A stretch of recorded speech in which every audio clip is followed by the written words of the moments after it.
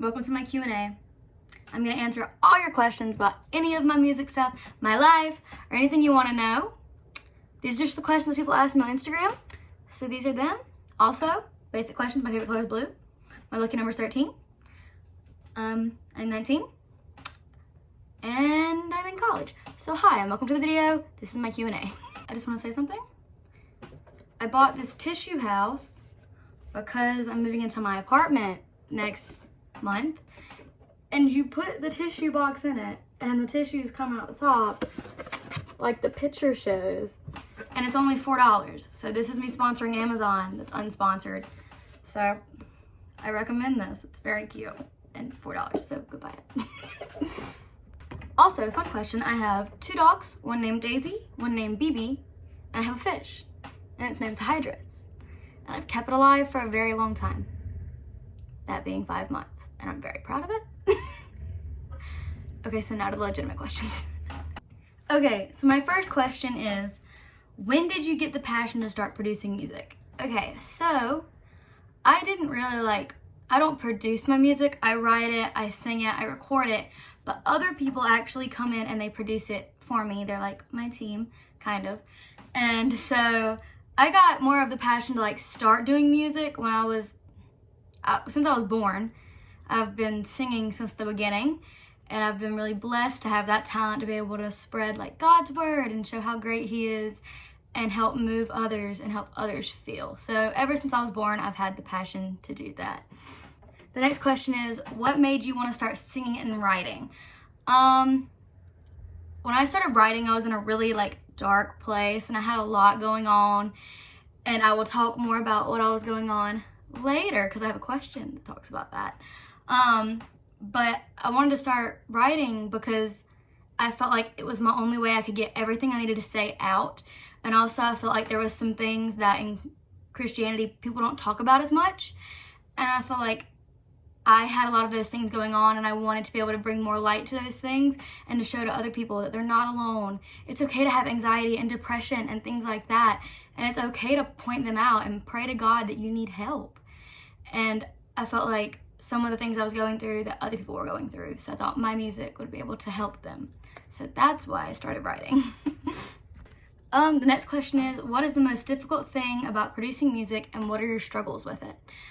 I've had a lot of struggles in starting to do this because I'm really new at it. But a really difficult thing that I've had to deal with is being afraid that I'm having to prove something, that I'm good enough. And I've learned that in God's eyes, you're good enough. And that in God's eyes, that He set you on this path to do something. And you're doing what He's planned for you.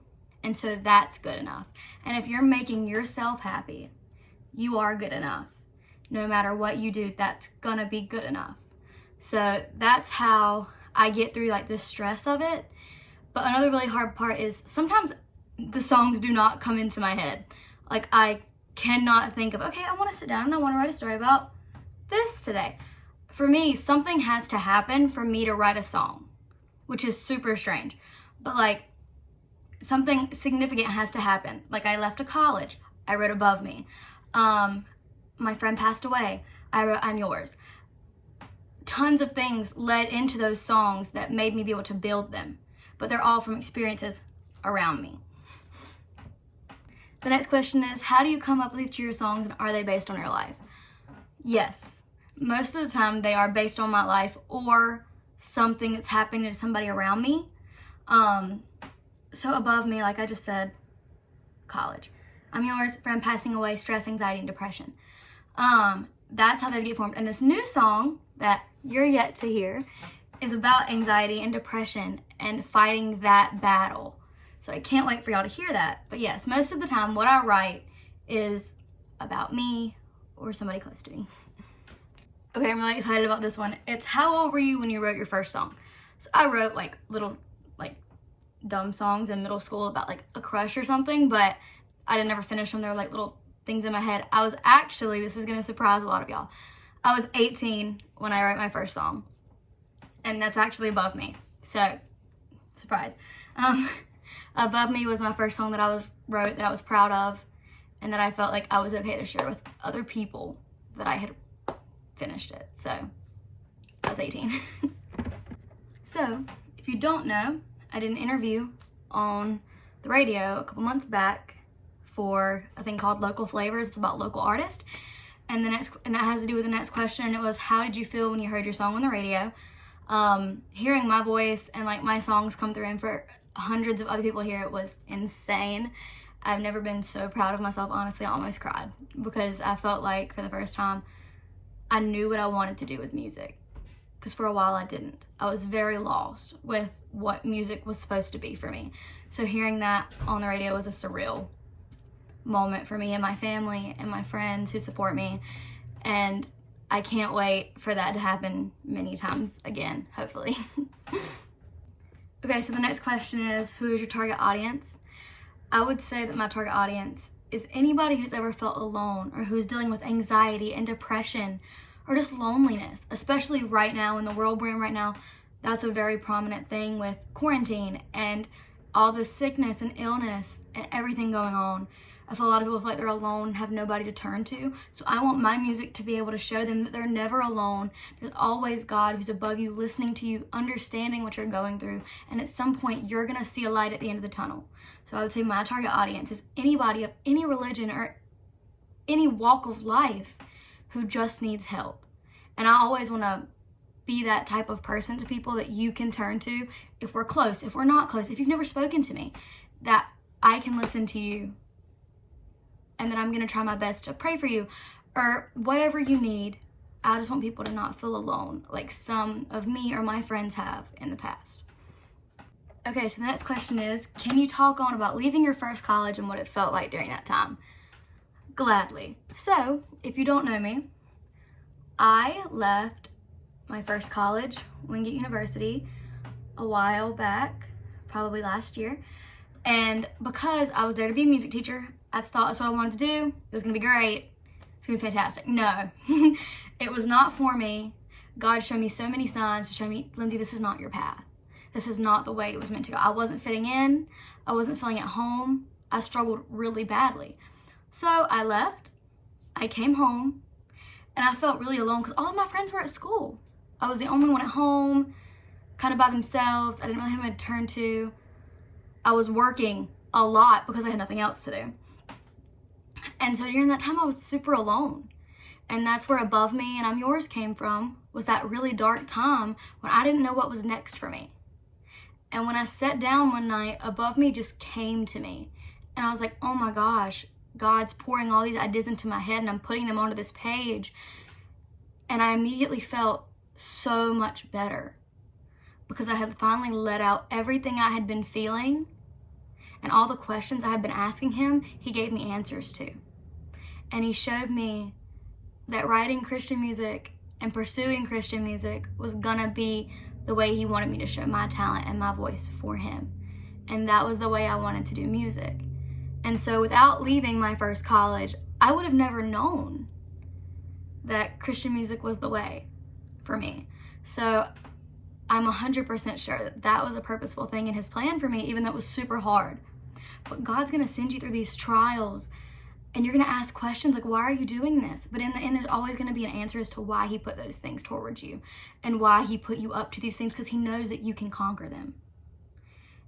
And so that's what led me to here, to recording this video for you guys, and to being able to go to Virginia last week to record this amazing song that I can't wait for you to hear. I'm sorry if you hear cars outside.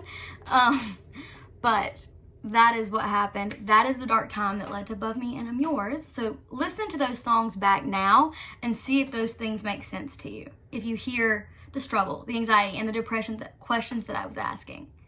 And let me know in the comments if you hear them and they make more sense. My next question is, what was your biggest struggle to get to where you are now? I would say that the biggest struggle is the music industry is super competitive. No matter what you do, there's going to be people trying to compete against you to get their songs on the radio before yours.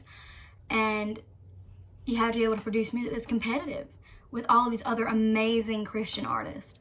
And so you have to understand that when you're told no, it doesn't mean that you're not good enough. It might mean that you're not ready. And you have to understand that the word no doesn't mean you're never going to get this. It just should light fire under you to keep trying. So I would say that if you have a dream that you think you're never going to accomplish, if you want to be a doctor and you're about how you're going to pay for school, just do it. It's going to happen, and it's going to be meant to happen when it's ready to happen. That's what I've learned. That's what you have to learn. That when it's time for things to happen, they will happen. And it's going to be great. But there's going to be times when you're told no, or that you're not going to get this opportunity, or you're not going to get that job that you want. And that's okay. There will be other opportunities and other jobs, but you have to continue to try, or else you're never going to get there. So that would be the most difficult thing for me, is understanding that the word no is not bad. It just means that was not what God planned for you at the time. So there's lots of struggles, and there will be tons more. But I'm super blessed to have the opportunity that I had recently to go to Virginia and do that whole recording process of the new song that you're yet to hear. If you haven't watched that video, go watch the vlog video. It's super fun. So yeah, and if you have any more questions about anything, just ask me on Instagram, or even message me or leave a comment on here, and I will try my best to get back to you and answer your questions. But yeah, so thank you for watching this video, and I hope I answered all your questions that you asked. So, bye! Why can I not speak correctly?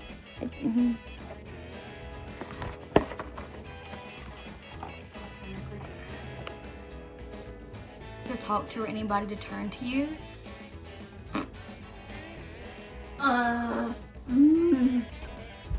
Taboo, you don't speak on. Anxiety, sometimes we're supposed to be smile. Also, this is me editing. If you asked one of these questions and it was your question, comment below and let me know that you saw the video. Okay, bye.